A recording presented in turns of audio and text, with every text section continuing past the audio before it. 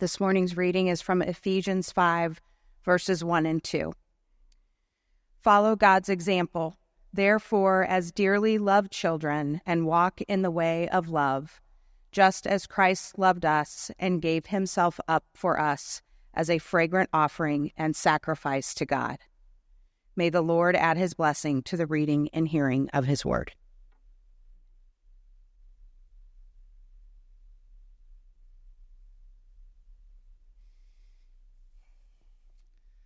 Imitation.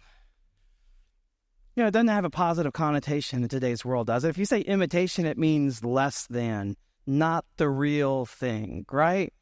Like imitation crab or its close cousin, gas station sushi, right? Not good. Imitation beef, imitation art, imitation fashion, imitation money. If I say imitation before anything, it means it's not real, it's not good. That's how we think of it in today's culture. But in the Greek culture in which Paul was writing, imitation was actually held in high regard. The Greek word he uses in his letter to the Ephesians is mimitai, the word from which we get mimic. And in Greek culture, imitation wasn't just the highest form of flattery. It was also considered to be the noblest way of learning. And the Greeks were onto something, because imitation is the way most of us learn. Before we become, we imitate. Beginning in childhood, babies in their development, they learn how to smile, they learn how to laugh by watching the faces of those who care for them. That's by imitating them. That's how they learn those facial expressions, those features that are so beautiful to behold. And all the way through preschool and elementary, children continue to learn primarily by imitation, by imitating teachers, parents, peers, siblings, what they see on TV. That's what kids imitate. And as they imitate, they learn. Before we grow into our own authentic self, we learn by imitation. And this isn't just a pattern for childhood. It's a pattern that we continue all the way up into adulthood. Whenever we are thrown into new and uncomfortable situations, when we aren't sure what we should be doing, we look around for someone who looks competent and confident, and we imitate them until it feels natural for us. I'm sure some of you this summer will be going to a wedding. If you go to a wedding, look at the dance floor. There's a lot of imitation going on, right? Because the dance floor is an uncomfortable environment for most of us. And then there's those few pros, those seasoned pros who know what they're doing. And guess what? Everyone is watching them. And whatever they're doing, it doesn't matter how stupid it is. If they're doing the water sprinkler up there, if they're doing the motorcycle, whatever, and I know I look foolish, but that's the thing. If they're confident, then I'm going to imitate them, and that's how we learn. Before we become, we imitate, which creates for us a super high calling as parents, as Lauren was just articulating a moment ago. That call of recognizing that before your children become, they're going to imitate you. That puts a lot of pressure on parents, because every single one of us can think of some time, I know, when we've seen our kids imitate us in a way that isn't so flattering. They're exercising some habit that we didn't want them to learn, or they have the sixth sense to know the exact word or phrase that you didn't want them to repeat, and they repeated at the most inopportune time, right? You ever had that experience? I see a few heads nodding. Kids imitate. And sometimes what they imitate is less than what we desire for them as parents. And so I think it's so important, as we are parenting, to be reminded that we have a model to follow, the ultimate parent that we are to imitate ourselves. Paul points to that model for us. He says, I urge you as a prisoner of the Lord, as beloved children, be imitators of God and live in love. Be imitators of God. So I began just thinking about that this week. What does it look like? What qualities of God are we called to imitate? Whether we're parents or just in our everyday life, how are we to imitate God? And the first quality that kind of came to my mind was God's patience. sometimes in the Bible we think about God as, especially in the Old Testament, like he's quick to anger, but that's not true at all. The Bible affirms over and over and over again that God is slow to anger. Like this is in Psalm 86, but you, O Lord, are a compassionate and gracious God, slow to anger, abounding in steadfast love. This is the testimony about God. God is a patient, long-suffering, compassionate God. When I was a new parent, one of the books that really kind of helped me in those early years was a book by Les and Leslie Parrott called The Parent You Want to Be.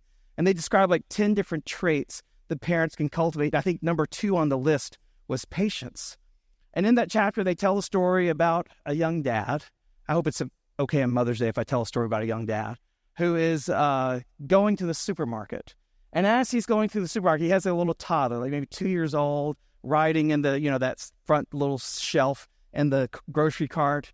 And this little kid is losing it, screaming, bawling, crying, grabbing anything he can get his hands on in the cart around him and throwing it out of the cart in anger. You've seen it, right? Some of you have been there, right? Where the kid is, and this whole time, the dad is just trying to soothe. He keeps saying, like, it's okay, Donald. Just take a deep breath, Donald. It's okay. It's just a few more minutes, Donald. Just breathe, Donald. And eventually it works. The child kind of cries himself out, and kind of like settles down and is calm the rest of the way.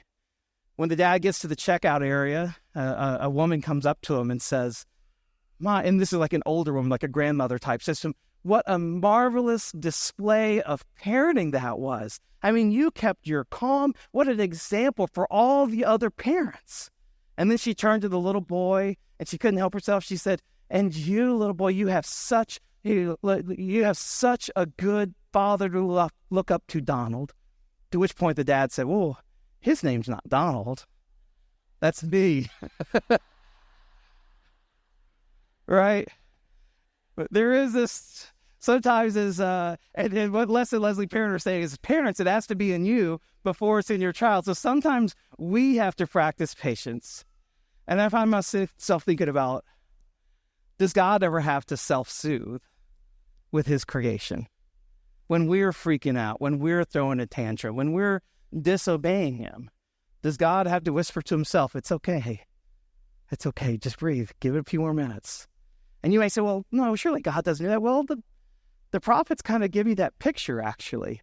That this war going on in God's heart, especially in the prophet Hosea, there's this moment where, Hosea, the people of Israel have chased after other gods again, and God is tempted to just be done with them.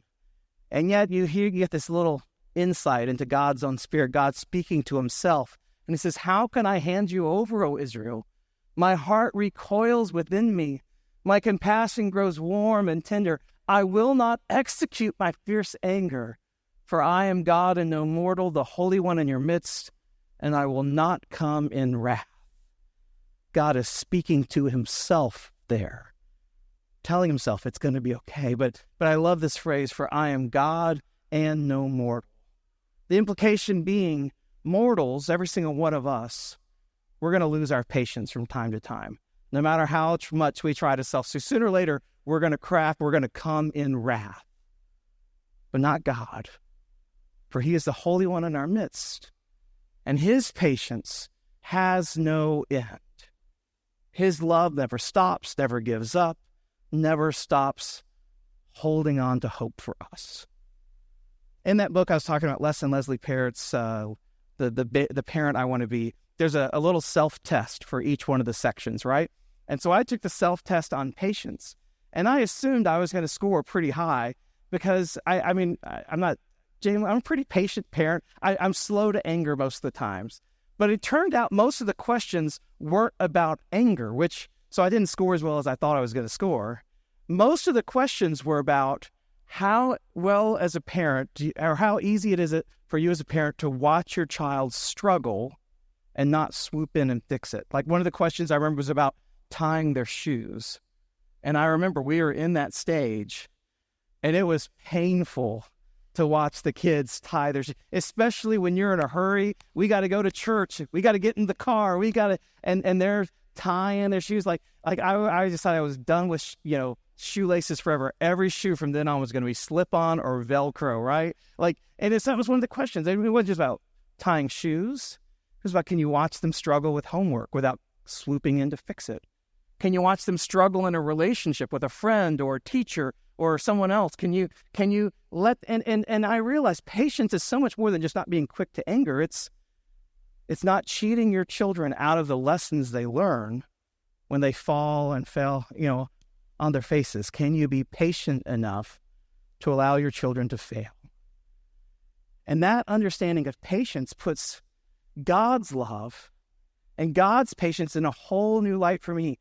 Imagine the patience it takes for God to allow us to struggle, to allow us to suffer, to allow us to fail, to allow us to doubt, to allow us to wander and make bad choices and even lose our way. But yet God's patience never ends. The image Jesus uses is of a father and a prodigal son who wanders off, and yet the father keeps watch without end, always ready to run and receive the child whenever they return home. Our God is a patient God. So what sustains patience? Well, to me, the next quality I think of is hope. Hope is what sustains patience. And there's tons of scriptures about hope in God. These are just 3 random ones I pulled from a list of 30. For me, I watch and hope for the Lord. Psalm 25, my hope is in you all day long. Jeremiah 17:7, blessed is the one who trusts in the Lord, whose confidence is in him. That's how we usually think about hope, is us putting our hope in God. But here's my question to you. Does God hope? Not just is he someone in whom we can hope, but does God hope? Is he not just a patient God, but a hopeful God as well? And I would suggest that the answer is yes. That if God's going to give hope, then he must know what it means to have hope for others. And when I say to have hope, to trust, to have confidence in something that's not yet seen.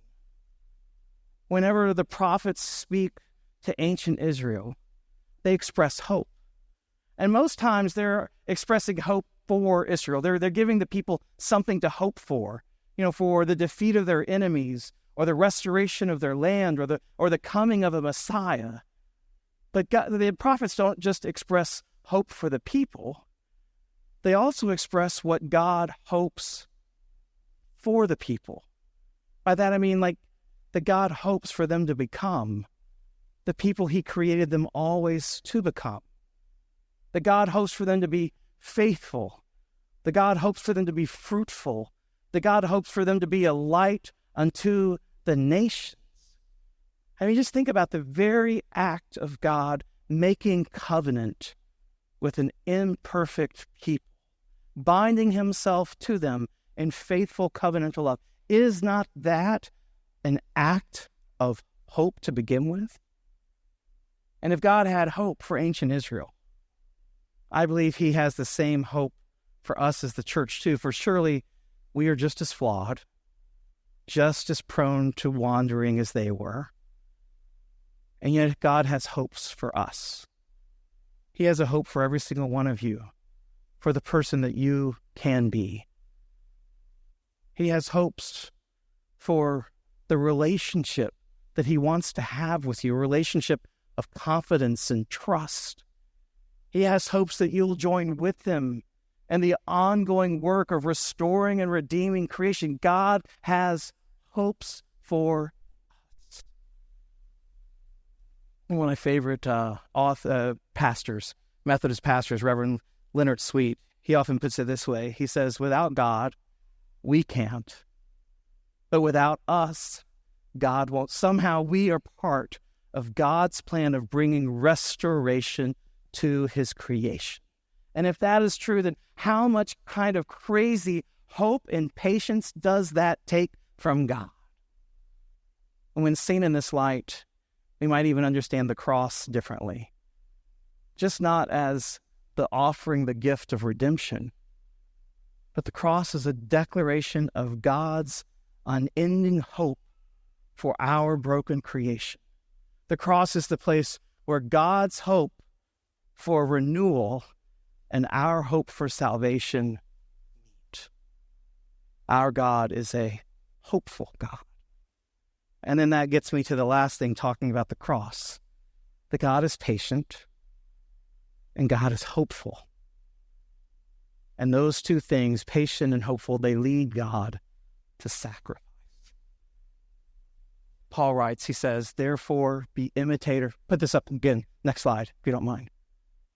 Therefore be imitators of God as beloved children, and live in love as Christ loved us and gave himself up for us, a fragrant offering and sacrifice to God. God's love, God's patience, God's hope inevitably leads God to take action. He doesn't just sit back and wait and hope, but instead he sends his Son to show us the way, to offer his life as a sacrifice for us.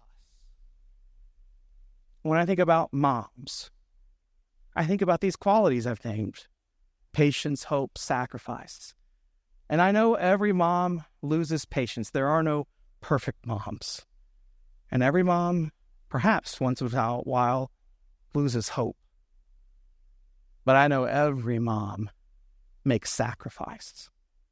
And most of the time, those sacrifices will never be seen, will never be understood by the child for whom they are sacrificing. They sacrifice their bodies to bear the child, bring it into the world. They sacrifice their sleep in order to nurse the child after they're born. In some cases, women sacrifice career or promotion or salary.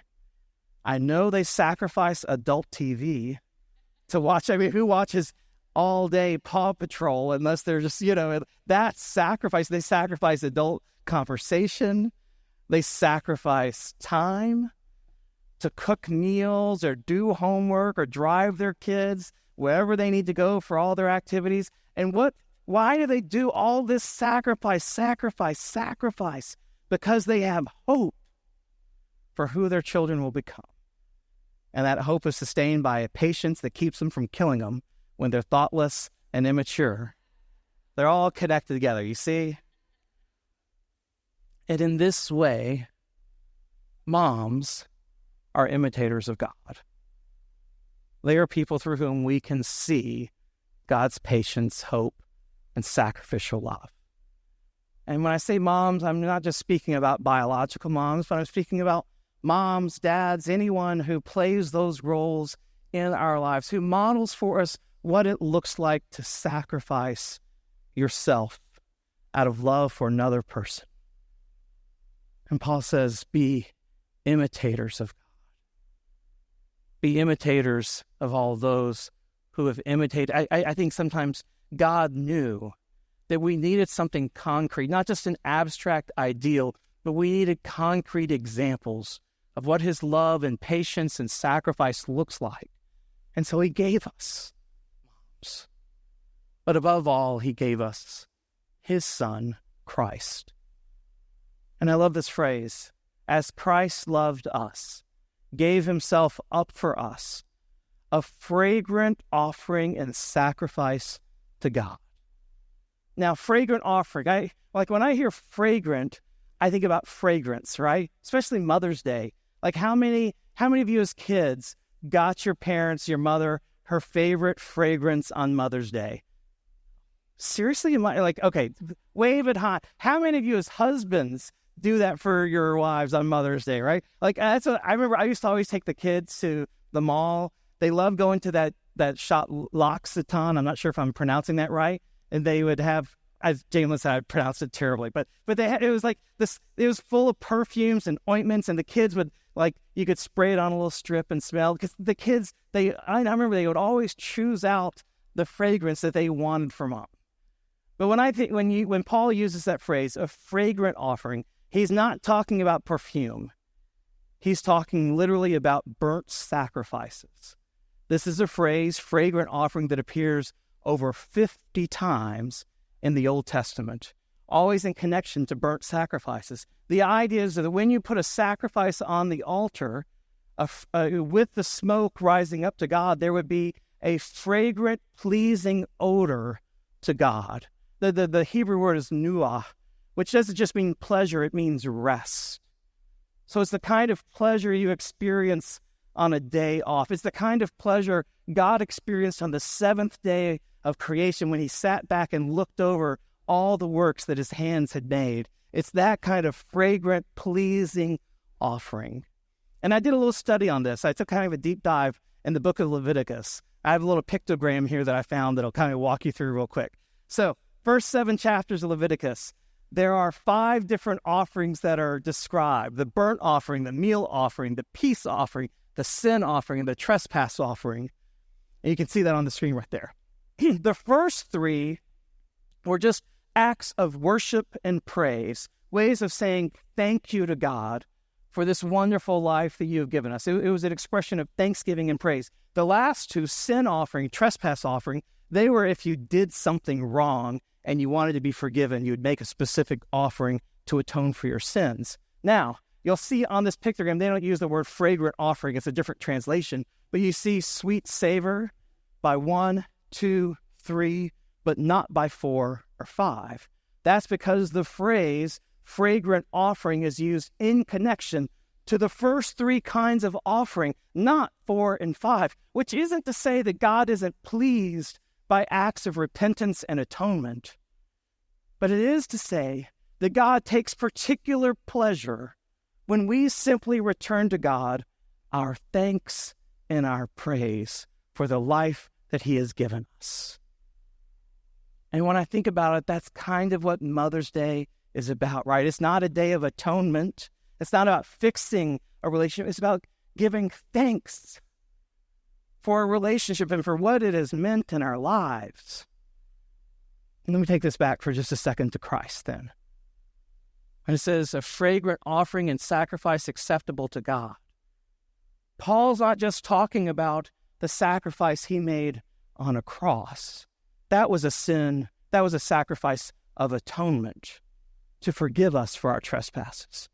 Paul is talking about the way his whole life was a sacrifice.